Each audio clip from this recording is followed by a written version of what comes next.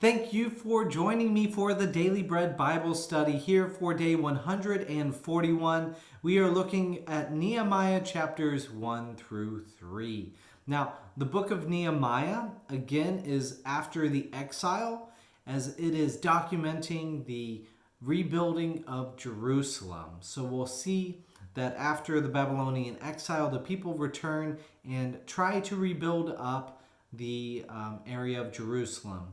So we'll see how successful they are. Hint, they will be. And we will dig right into it here.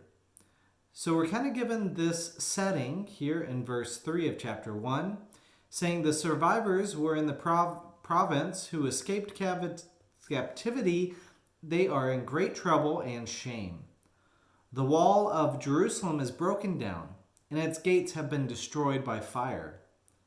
When I had heard these words, I sat down and wept and mourned for days, fasting and praying before the God of heaven.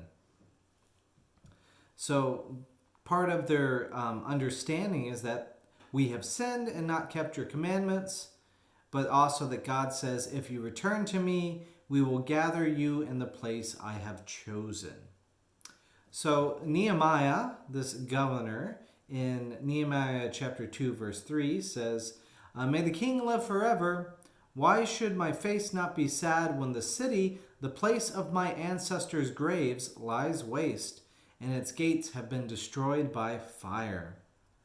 And in verse 7, If it pleases the king, let letters be given to me by the governors of the province beyond the river, that they may grant me a passage until I arrive in Judah, and a letter to Asaph, the keeper of the king's forest, directing him to give me timber to make beams for the gates of the temple fortress, and for the wall of the city, and for the house that I shall occupy.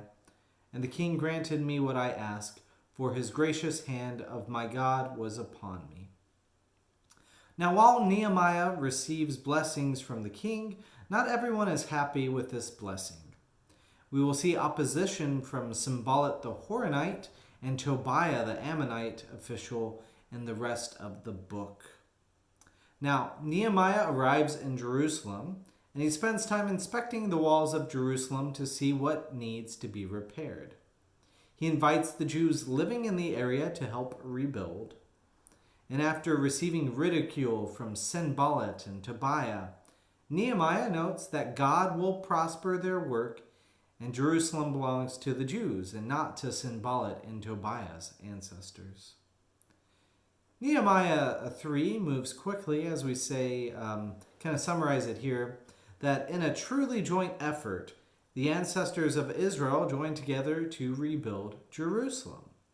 I imagine that the workers start a section of the wall of Jerusalem, rebuild it, and then move to the next available area not being repaired.